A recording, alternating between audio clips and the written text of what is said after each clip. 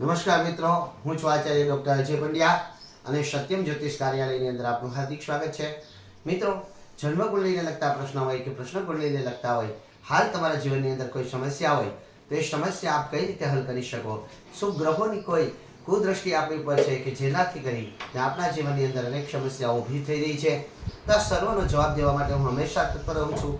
પરંતુ હમણાં ઘણા સમયથી હું વિડીયો બનાવી શક્યો નથી, કારણ કે મારે ચૈત્ર મહિનો આખો પેક હતો. ચૈત્ર મહિનાની અંદર ખૂબ કામ રહ્યા અને ચૈત્ર મહિનાની અંદર તો મેં છેલ્લા 16 દિવસની અંદર 27 યજ્ઞો કર્યા અને ઘણું બધું કાર્ય રહ્યું. આથી ઘણા લોકોની કુંડળી પણ પેન્ડિંગ છે. સાથે સાથે વૈશાખ મહિનામાં પણ અમારા ગામની અંદર રામદેવજી મહારાજનો મોટો યજ્ઞ હતો અને સાથે સાથે બીજા પણ યજ્ઞો મારે હોવાના કારણે હું આપની સમક્ષ વિડીયો પણ ન લાવી શક્યો. ઘણા બધા તહેવારોની માહિતી હું પણ આપને આપી શકતા ચૂકી ગયો, તે બદલ હું આપની ક્ષમા માંગુ છું. પરંતુ મિત્રો, અત્યારે જે પ્રશ્નો આવી રહ્યા છે તેમાં ઘણા બધા એવા પ્રશ્નો આવ્યા કે અજયદા, અમારે નંગ ધારણ કરવો છે, પરંતુ શું અમે નંગ ધારણ કરી શકીએ ને અમારે કયો નંગ ધારણ કરવો જોઈએ? તો મિત્રો, એ વાત મેં આપને કહી દીધેલી છે કે નંગ આપના રાશિ સ્વામી ઉપર ધારણ કરતા હોય એના કરતાં પણ આપની જન્મકુંડલી જો અને જન્મકુંડલી ઉપરથી આપને કોઈ ગ્રહ આપણાથી નેગેટિવ પ્રભાવ આપી રહ્યો છે આપણે, તો એ ગ્રહને ધારી એને પોઝિટિવ બનાવવાનો પ્રયત્ન કરો, અથવા તો આપણે જે પોઝિટિવ ગ્રહ છે એને વધારે પોઝિટિવ બનાવો, જેથી કરી અન્ય નેગેટિવ ગ્રહોનો પ્રભાવ આપણી ઉપર ન પડે. એવો જો આપ કરશો તો આપણે ગ્રહ ધારણ કરી શકશો. અને કાલે પણ મારા એક મિત્રનો ફોન આવ્યો અને કીધું કે જે મારે કયો નંગ ધારણ કરવો જોઈએ? શું રાજી ખુશીથી કોઈ નંગ ધારણ કરી શકું? હા મિત્રો, આપ રાજી ખુશીથી જો નંગ ધારણ કરવા માંગતા હોય તો ખાસ કરી અને આપ બ્રાહ્મણની સલાહ અનુસાર ધારણ કરી શકો. પરંતુ એક મિત્રનો ફોન આવ્યો હતો કે મારે કોઈ પણ નંગ ધારણ કરવો છે, પરંતુ આપ કયો એ નંગ ધારણ કરવો? તો આપ કયો નંગ ધારણ કરી શકો? તો યાર, જેમ સૂર્ય છે, ચંદ્ર છે, મંગળ, બુધ, ગુરુ, શુક્ર, શનિ, રાહુ અને કેતુ, આની અંદરથી આપ કયો નંગ ધારણ કરી શકો? તો આપ ગુરુનો નંગ અવશ્ય ધારણ કરી શકો. કારણ કે મેં તમને ગ્રહોની પરિભાષા સમજાવી છે. ગ્રહોની પરિભાષા અનુસાર જે ગ્રહ છે એ આપણી સાથે શું કરી શકે છે, આપણે શું આપી શકે છે, એ વાત મેં ઘણા વિડીયોની અંદર સમજાવી છે. કે સૂર્ય છે એ આપણે શું આપી શકે? સૂર્ય છે એ આપણે યશ આપી શકે, કીર્તિ અપાવી શકે, માન અપાવી શકે, સન્માન અપાવી શકે, પ્રતિષ્ઠા અપાવી શકે.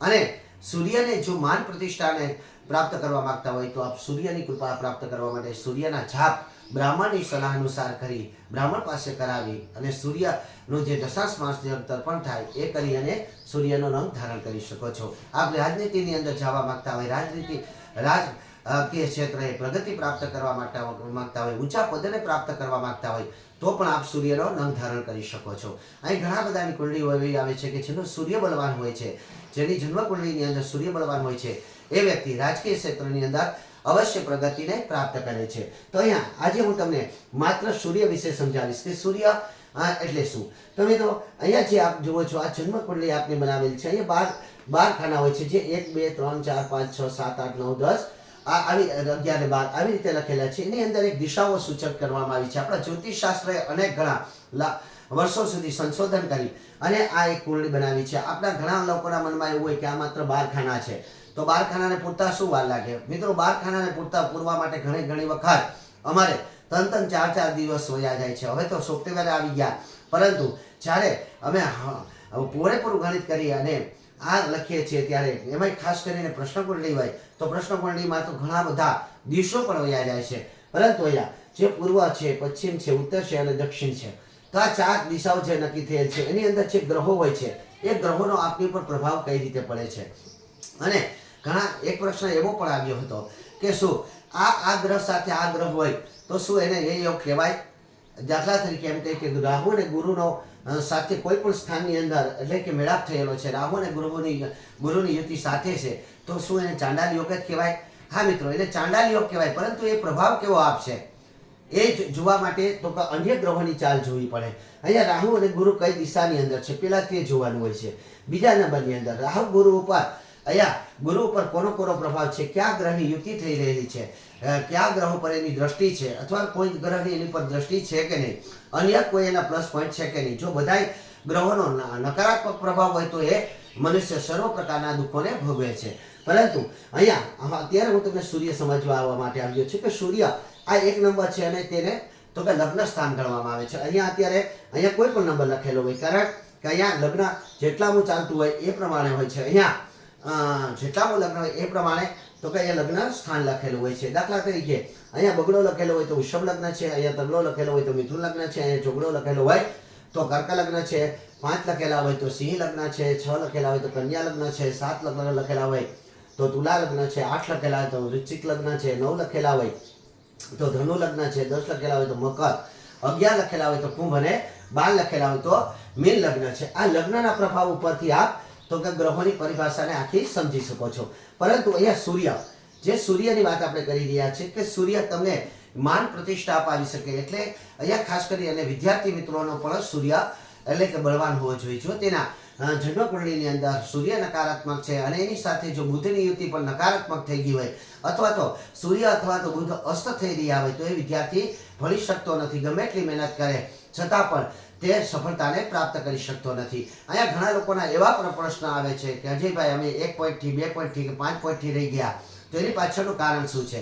તો અહીંયા ખરેખર તો સૂર્યનો પહેલો પ્રભાવ હોય છે અને બીજો પ્રભાવ શનિનો હોય છે. તો અહીંયા જે વ્યક્તિ હોય, જે પ્રશ્ન હતો કે સૂર્ય અહીં પહેલા ભાવની અંદર હોય અને શું પ્રભાવ આપી શકે, બીજાથી લઈ અને 12 ભાવની અંદર શું પ્રભાવ આપી શકે, તો સૂર્યની સાથે કયા ગ્રહોની યુતિ છે, કેવા ગ્રહોની તેની પર દ્રષ્ટિ છે, સૂર્યનું સ્થાન શું છે અને સૂર્ય કેવો પ્રભાવ છે, કેટલી ડિગ્રીનો છે, વળી તે કઈ રાશિની અંદરથી પરિભ્રમણ કરીને આગળની રાશિમાં જઈ રહ્યો છે. આ તમામે તમામ બાબતો જોયા પછી જ આપણું ભવિષ્ય કહી શકાય છે.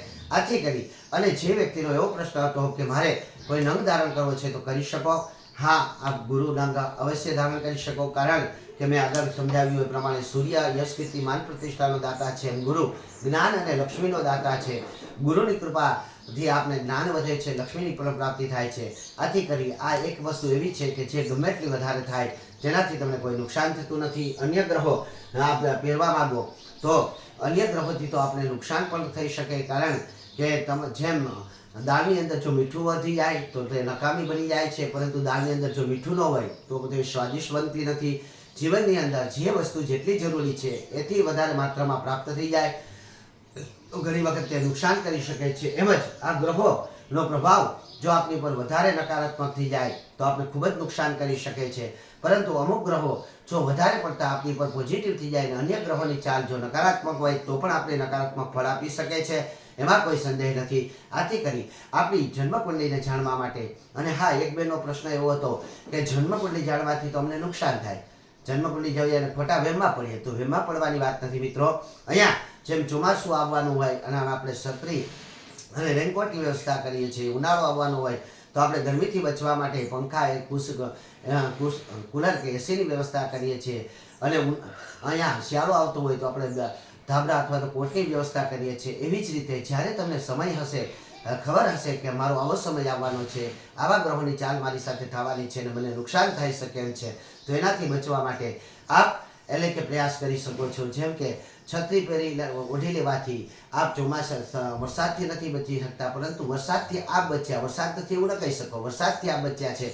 એની પાછળનું કારણ માત્ર એટલું છે કે આપણી પાસે છત્રીરૂપી સુરક્ષા છે. ઠંડીથી બચવા માટે આપણે કોટ પહેરી લીધો, તેનો મતલબ એવો નથી કે ઠંડી નથી, ઠંડી તો છે, પરંતુ કોટ પહેરવી લેવાથી આપણે સુરક્ષા કવચ પ્રાપ્ત થઈ ગયું છે. એમ જ જે ગ્રહોની ખરાબ ચાલ હોય છે એ જો આપણને પહેલેથી જાણ થઈ ગઈ હોય તો આપ અવશ્ય એનાથી સુરક્ષા પ્રાપ્ત કરી શકો છો. સૂર્ય નકારાત્મક ભૂમિકાની અંદર હોય તો આપ એનું રક્ષણ કઈ રીતે મેળવી શકો, ચંદ્રનું રક્ષણ કઈ રીતે મેળવી શકો, મંગળનું રક્ષણ કઈ રીતે મેળવી શકો, બુધનું રક્ષણ કેવી રીતે મેળવી શકો, ગુરુ શુક્ર અને શનિનું રક્ષણ કઈ રીતે મેળવી શકો, અને ખાસ કરીને રાહુ ને કેતુ જો શુભ ગ્રહો સાથે હોય તો શું તે બધાય ગ્રહોને નકારાત્મક ફળ આપે છે, કોના ફળને નીચ કરી નાખે છે. દાખલા તરીકે મેં રાહુ અને ગુરુની યુતિ સમજાવી, એમ સૂર્ય સાથે જો રાહુ હોય તો સૂર્યને ગ્રહિત કરી લે છે તો આપણે શું નુકસાન થઈ શકે, ચંદ્રની સાથે હોય અને ગ્રહિત કરી લે તો આપણે શું નુકસાન કરી શકે છે, આ તમામ વાત. પરંતુ અહીં સૂર્યની જે વાત હતી, સૂર્ય જો આપની કુંડલીની અંદર બળવાન થાય તો આપ રાજનેતા સુધીનું પદને પ્રાપ્ત કરી શકો છો, પ્રોફેસર બની શકો છો, જાદુગર બની શકો છો, એક સારા વક્તા બની શકો છો. એટલે જે લોકો વધારે પડતા સફળ થતા હોય, વારે ઘડીએ નકારાત્મક ફળ પ્રાપ્ત થઈ જતું હોય, જેની ઈચ્છાઓ પૂર્તિ ન થતી હોય, જેને અબજસ પ્રાપ્ત થતો હોય, એવો લોકોએ વિચાર કરવાનું કે આપણે સૂર્યની નજરમાં ખરાબ છીએ. આથી ખરી સૂર્યને બળવાન બનાવવા માટેનો પ્રયાસ અવશ્ય કરવો જોઈએ. આપણા બ્રાહ્મણને આપની જન્મકુંડળી બતાવવી જોઈએ અને એની સલાહ અનુસાર આપ સૂર્ય પૂજા કરો તો આપનું જીવન અવશ્ય સફળતાને પ્રાપ્ત કરશે. હવે પછી પણ હું દરેક ગ્રહોની ચાલ આપને સમજાવીશ. આપ કોઈ પણ ગ્રહો વિશે જાણતા હોય, આપની જન્મકુંડળીની અંદર કોઈ દોષ છે કે નહીં એ જાણવા માંગતા હોય, આપને અત્યારે હાલની અંદર દુઃખ આવી રહ્યા છે, વારી કરીએ કોઈને કોઈ પ્રયાસ દુઃખ આવી રહ્યા છે, તો એની પાછળના કારણો શું છે, એટલે હાલનો પ્રશ્ન જો કોઈ હોય તો એ પ્રશ્ન કુંડળી જાણવા માટે આપ પોતાનો પ્રશ્ન સમય અને પ્રશ્ન તારીખ અને આપનું પૂરું નામ લખી અને મારા વોટ્સઅપ નંબર 967877 ઉપર મોકલી દેજો. હું આપને અવશ્ય જવાબ આપી. પણ હા મિત્રો, આપનો જવાબ ખૂબ જ મોડો મળશે, કારણ કે અત્યારે મારી પાસે ઘણું બધું પેન્ડિંગ કામ છે.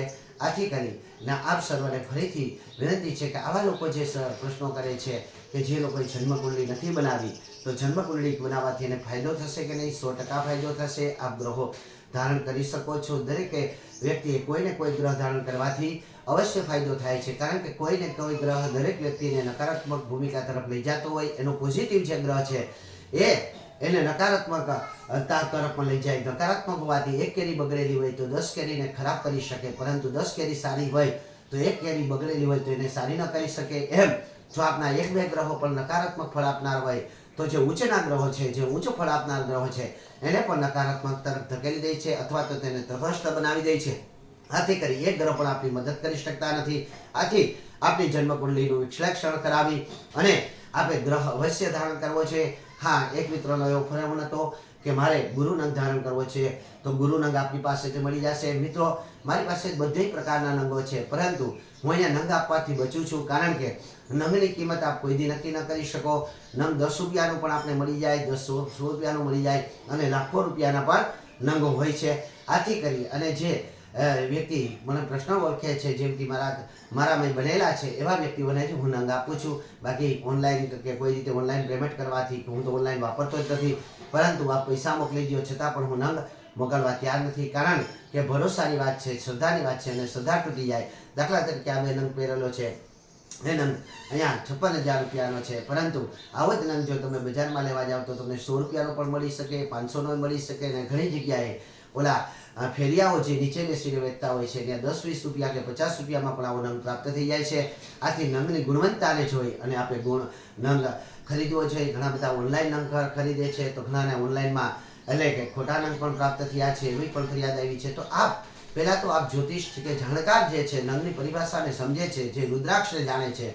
અહીં રુદ્રાક્ષ વિશે પણ મારી પાસે ઘણા બધા રુદ્રાક્ષો છે. હું રુદ્રાક્ષમાં આવી જ રીતે જે લોકોને શ્રદ્ધા હોય તે લોકોને હું આપું છું, એમાં કોઈ શંકાને સ્થાન નથી.